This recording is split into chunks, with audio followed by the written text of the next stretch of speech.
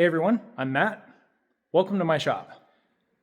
Well, today I'm going to be tackling something a little bit out of the ordinary, I guess. I don't know. This is my Husqvarna riding lawn tractor. I've had this thing for about 6-7 years, somewhere around there. However, I was mowing today. I have a fairly steep section on my property. It's about 3/4 of an acre. And one of the key components that I use often on this mower is this right here. That's the differential lock. Now, for those people that don't know what a differential lock is, in order to be able to turn left and right, the two rear tires need to be able to turn at different rates. And so there's a differential in there which allows that. The downside is if one tire loses traction, it just spins and you don't go anywhere. What the differential lock does is it locks the two together so that both tires provide forward motion. Now you need to be able to switch it so that once you're out of the slippery spot, you can turn it back off and then you can turn again. Because if it's locked in all the time, the mower is very difficult to turn. And at any rate, I went to switch this today and the differential lock is not working. I actually just started troubleshooting and I thought, I should set up the cameras and bring you guys along. So I will run you through what I've done so far, and it's actually not much. I've just taken a couple of voltage readings and then we'll continue the troubleshooting together. I didn't have to do much wire tracing. It was pretty obvious. This right here is the pigtail that goes to the actuator for the differential lock mechanism that's back there. This little plug right here is what supplies power to it. And I've actually already taken my voltmeter and plugged into this right here. It gets 12 volts essentially all the time on one set of leads, and when you switch the switch, the polarity reverses. That is working properly. So we know that power is getting from the switch back to this connector right here. However, the linear actuator is not moving. That's really as far as I've gone, and we're going to continue our troubleshooting now. I've set up my multimeter on resistance. And if I connect the two leads, I should see 0 ohms. And I do, so the meter's working properly. That small amount of resistance, that's fine. That's just in the test leads or in the meter itself. This isn't a particularly expensive meter. So if this actuator is working properly, I should see something very low across these two leads, maybe 10 ohms or something like that. So let's see what we got.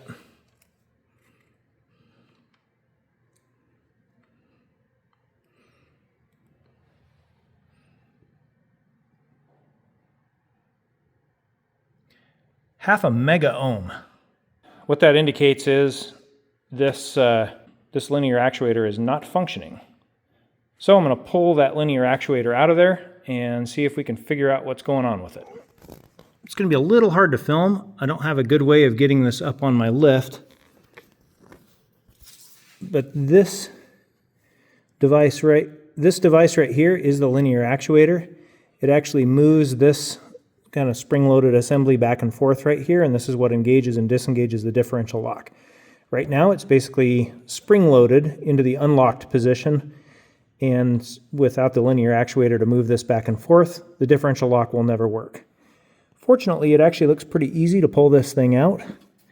I have a pin on either side of this linear actuator. One is like a pivot fixed side, and the other side goes to this arm right here.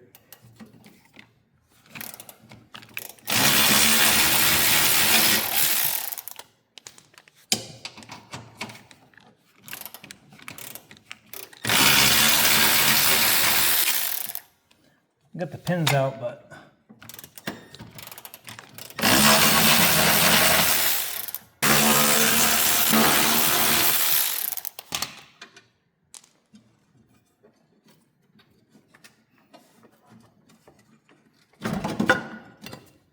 hey, look at that.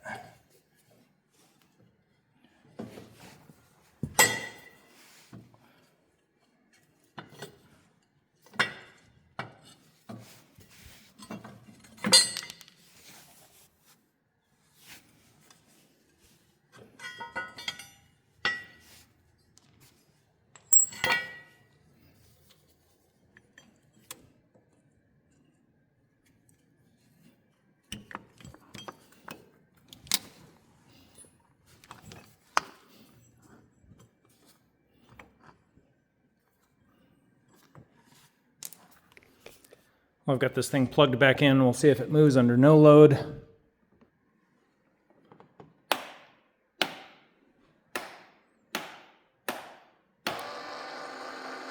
Hey, it just moved. But it took several switches.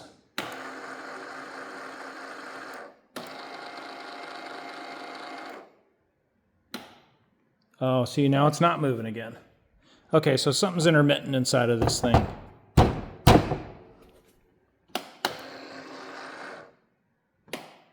Now it's not moving back.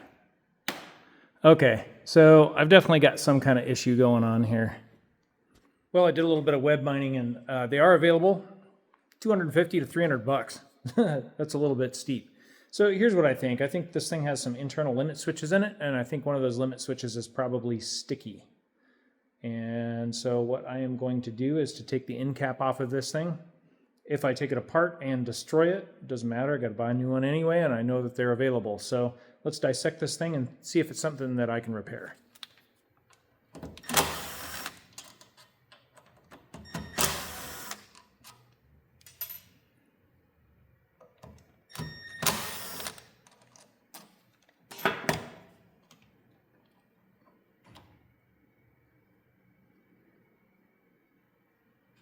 Good news is, it doesn't look like any water's gotten in here.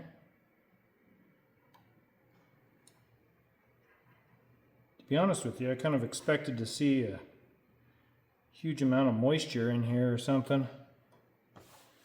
However, I'm not seeing that. That is a good thing. That sounds kind of funny, but what I'm hoping to see is a little bit of water ingress to the back of this motor, maybe a little bit of corrosion and a sticky brush. Because if that's what's going on, I can fix that. And that would give me the indication that I was seeing with the essentially the infinite resistance when I hooked up the ohm meter.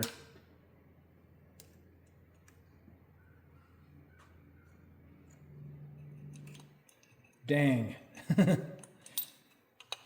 Well, now it looks like I have to desolder these limit switch leads. All right, guys. Well, let it be known that I make plenty of mistakes. I could have edited this out of the video, but you know what? Troubleshooting is rarely perfect. People make mistakes. I'm certainly no exception, and I have made a mistake in my troubleshooting.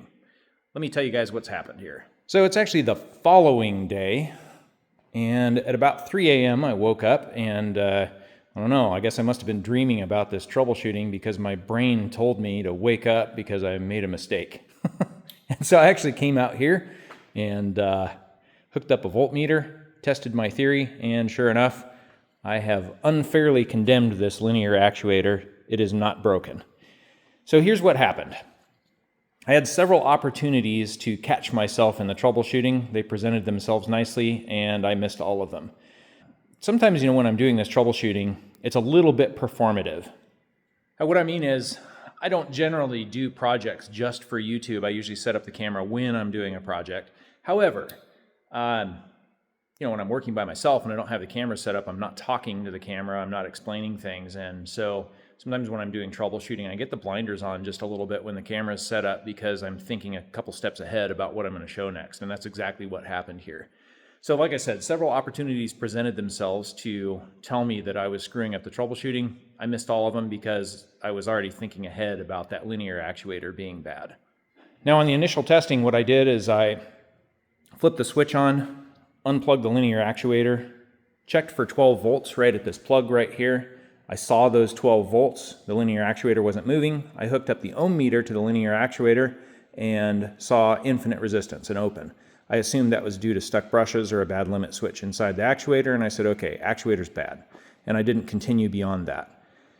And when I pulled the actuator apart, I was surprised to see that it was in essentially perfect condition. That was clue number one. Clue number two was the existence of those two big diodes that were behind this motor cap right here. Diodes are like the check valve of the electrical world, so they allow current to flow in one direction but not the other. And that's exactly why I got an infinite reading when I put my ohm meter on there. Had I had the leads swapped, I would have gotten a few hundred ohms. My troubleshooting would have gone down a different path at that point. So basically the way that this works is the limit switch closes when the actuator is at the end of its stroke, and that would apply power to the motor, but until the polarity changes, the diode prevents that from happening. So this switch applies 12 volts with one polarity when it's in this position, and it simply swaps polarities in this position. And this prevents the current from flowing through the motor at all times and overheating and causing damage and everything. So once it reaches the end of its stroke, the combination of the diode and the limit switch pull power from the motor until the polarity is reversed with this switch. So anyway, that's how that system works. But I came out here in the middle of the night and I took my voltage reading with this plugged in, and then I back probed the connector instead of leaving it disconnected. And that way the switch was under load instead of being open with the connector disconnected. And sure enough, the actuator worked a couple of times, and then when I put this switch in one position and the actuator didn't work, no power right here. So what that means is the inside of this switch has a high resistance or weak contact in it. That's actually good news. I had actually purchased a new linear actuator. It was almost $250 when I got done troubleshooting this. And I was able to call the store up when they opened in the morning. And I just told them, hey, I screwed up the troubleshooting. I actually don't need it. They said, no problem. Order hasn't even processed. So I was not charged for this, and I'm not stuck with an extra linear actuator I don't need. I'm actually really familiar with these Carling Contura switches, and I have tons of them. However, I did not have the correct switch body to replace this one. So, but these things are not very expensive. Probably $8-10 is what it'll cost me to get one here.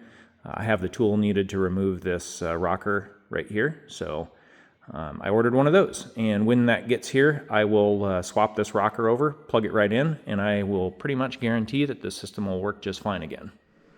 Well, the mail arrived today, and in it was my replacement switch. Looks like the right switch body, double pole, single throw. It's not momentary. Has one light on it, right number of contacts on the back. Let's pop this rocker body off and swap the new switch into the mower.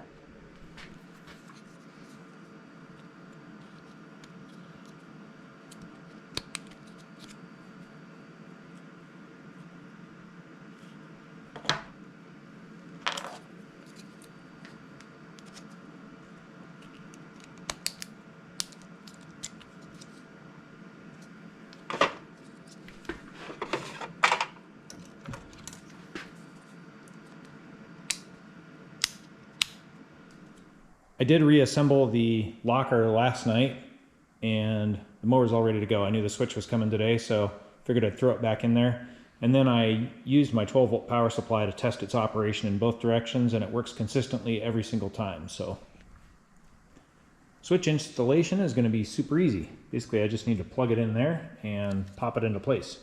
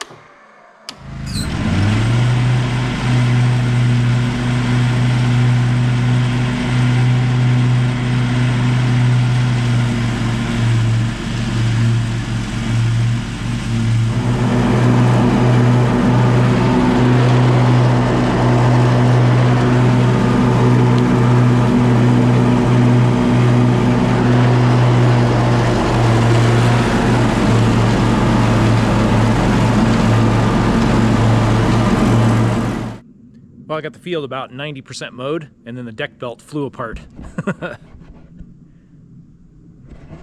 That's okay. I was pushing it through some pretty heavy grass, so is what it is. Anyway, locker works great though. Definitely a necessity in that heavy grass on the side hills there. So thanks for watching, guys. We'll catch you on the next video.